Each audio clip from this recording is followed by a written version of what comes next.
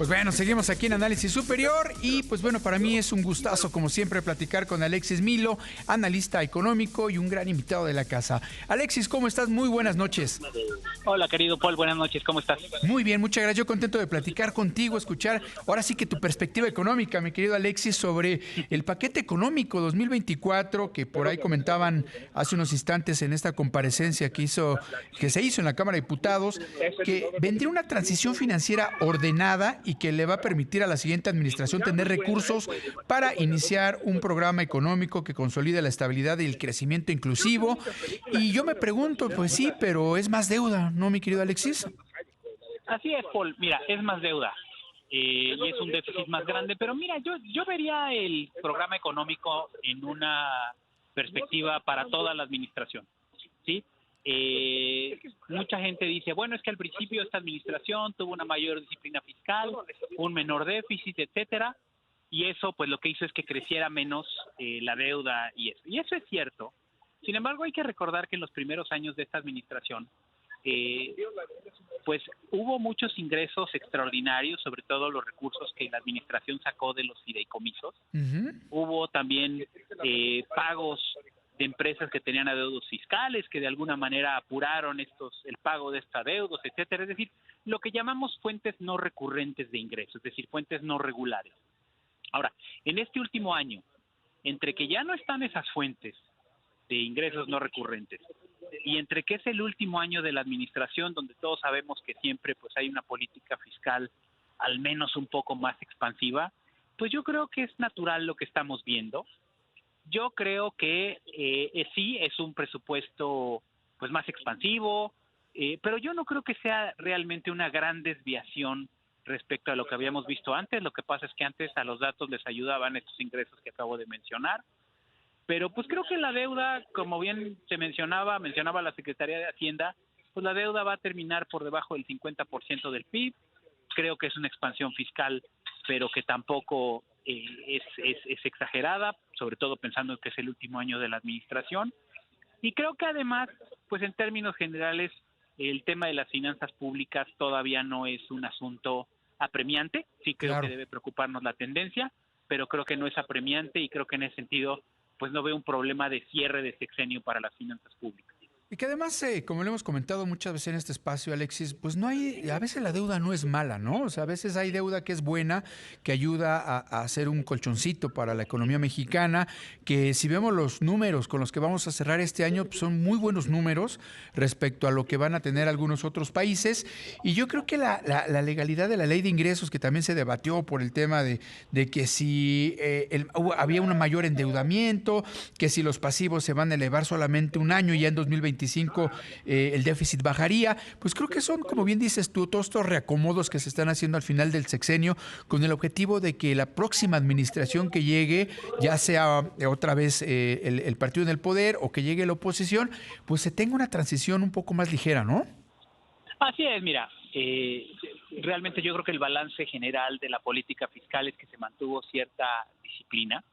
Yo no creo que vaya a haber un problema de finanzas públicas por el hecho de que el déficit sea demasiado grande. Yo hasta cierto punto creo que pues que no debería haber un problema de cierre de sexenio, porque mira, hay algo que hay que recordar, es importante. Cuando fue la pandemia, es decir, hablemos de 2020-2021, muchos países tomaron una posición fiscal mucho más agresiva, es decir, aumentaron su gasto, bajaron ingresos, bajaron impuestos, aumentaron su apoyo a las empresas. Eso no pasó en México, ¿sí? Obviamente pagamos un costo alto en términos de crecimiento, en términos de aumento del desempleo. México fue el país de los grandes de América Latina que más tardó en recuperarse de la pandemia. Y bueno, eso obviamente fue un problema y fue un gran costo. Ya no hablemos de la parte de salud pública, sino hablemos del costo económico que tuvo. Yo creo que fue muy alto. Ahora, la ventaja que tenemos, pues es que hoy, como tú bien mencionabas, otros países endeudaron mucho más. Por ejemplo, Brasil, Chile y hasta cierto punto Perú, pues están viendo cómo van a pagar la cuenta. Están viendo Claro. cómo van a sacar del problema fiscal que tienen porque su deuda creció mucho. Los mercados los han castigado, además de otras cosas que han hecho. Y están viendo, en México, afortunada o desafortunadamente, porque repito, esa estrategia tuvo sus costos, más de 1.6 millones de empresas pequeñas y medianas quebraron entre 2020 y 2021. Tuvo su costo, pero bueno, hoy un poco vivamos el beneficio, si así se le puede llamar, de haber tomado esa estrategia, que es que México no tiene un problema fiscal, y pues creo que eso hasta cierto punto nos da una buena posición para tener esta política fiscal expansiva. Yo la pregunta que más bien me haría es, pues bueno, ¿esta política fiscal expansiva tiene un efecto multiplicador sobre la actividad económica o no? Es decir, la calidad del gasto, la calidad de lo que estamos viendo.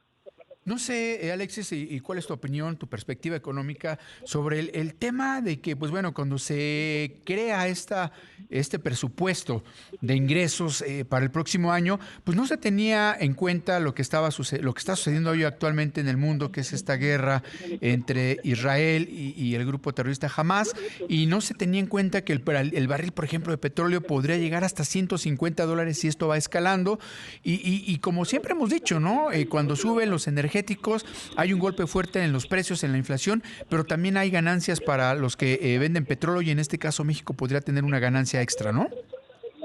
Mira, es incierto porque hay que recordar dos cosas. El petróleo puede tener un buen impacto sobre las finanzas públicas porque Pemex gana más por sus exportaciones de crudo, etcétera. Pero, dado que el gobierno tiene un subsidio, un monto grande de subsidio a la gasolina, pues también las finanzas públicas pierden por ese lado. Claro. Entonces, este aumento en los precios de la gasolina, la verdad no sé si es bueno o es malo, creo que no perjudica, pero creo que hay que tomar en cuenta que no necesariamente va a favorecer al país desde una perspectiva de balanza de pagos, ¿no? Que al final del día es todo lo que entra y todo lo que sale del país en términos de divisas.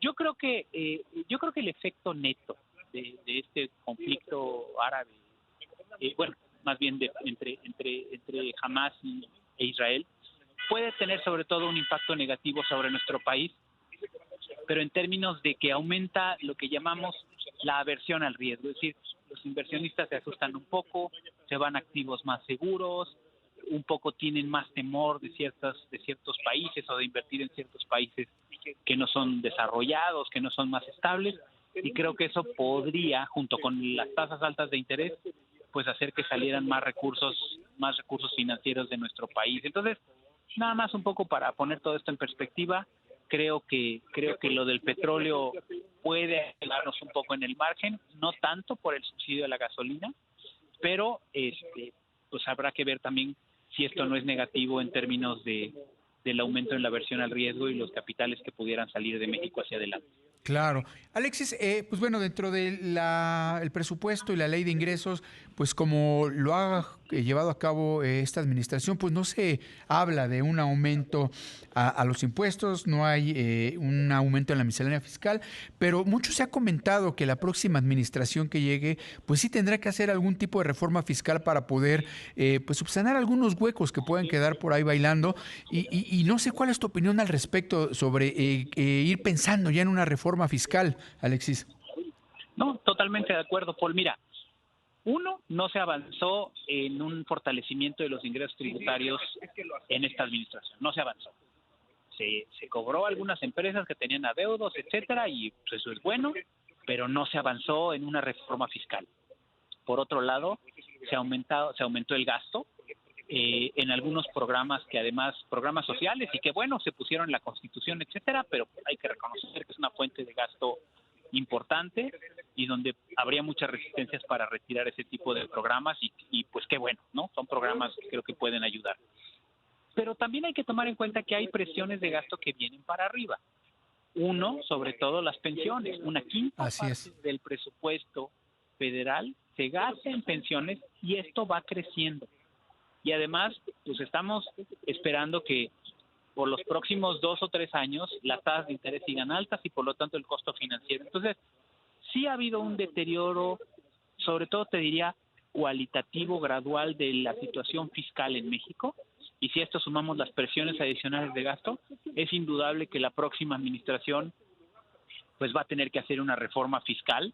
Esperemos que tengan pues el capital político y sobre todo la disposición para llevar a cabo esta reforma que implicará no necesariamente subir impuestos, sino aumentar la base gravable, es decir, avanzar en algunos frentes en los que yo creo que estos fueron años perdidos, pero que pudieran aumentar la recaudación. Yo creo que indudablemente esta administración que viene, no sé si desde el primer año, pero yo creo que por lo menos en la primera mitad de la siguiente administración va a haber que hacer este cambio.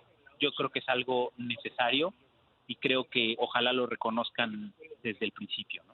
Así es, mi querido Alexis. Pues bueno, finalmente, ya nada más para cerrar, Alexis, entonces tú dirías que este presupuesto y esta ley de ingresos para el próximo año, pues es aceptable y yo creo que tendrá un buen fin, al igual que tú para el 2024 y pues iba a dejar algo más flexible, una transición más ligera, ¿no? Sí, mira, yo creo que es aceptable. Sí, obviamente aumenta la deuda, obviamente aumenta el déficit y además aumenta la deuda. Pues creo que eso siempre debe ser una causa no de preocupación, pero sí de poner atención. Creo que los números fiscales no se deterioran de manera importante. Por eso yo reiteraría, Paul, que creo que lo que hay que ver es la tendencia. Y la tendencia es que no se hizo una reforma fiscal, la tendencia es que se adquirieron nuevos compromisos de gasto que son crecientes, además muchos de ellos, ¿no? Uh-huh. Y creo que este deterioro va a requerir en algún momento un ajuste fiscal en la próxima administración, y pues creo que lo que hay que tener en mente es pues que hay que pedir que sea una administración que lo haga, ¿no? Ese sería lo que yo creo, pero en mi opinión este programa para 2024 pues no debería ser gran diferencia por sí solo. Claro. Alexis, te agradezco como siempre que nos hayas tomado la llamada. Te mando un fuerte abrazo y muchas gracias por todo. Un abrazo, Paul. Good saludarte. Muchas gracias.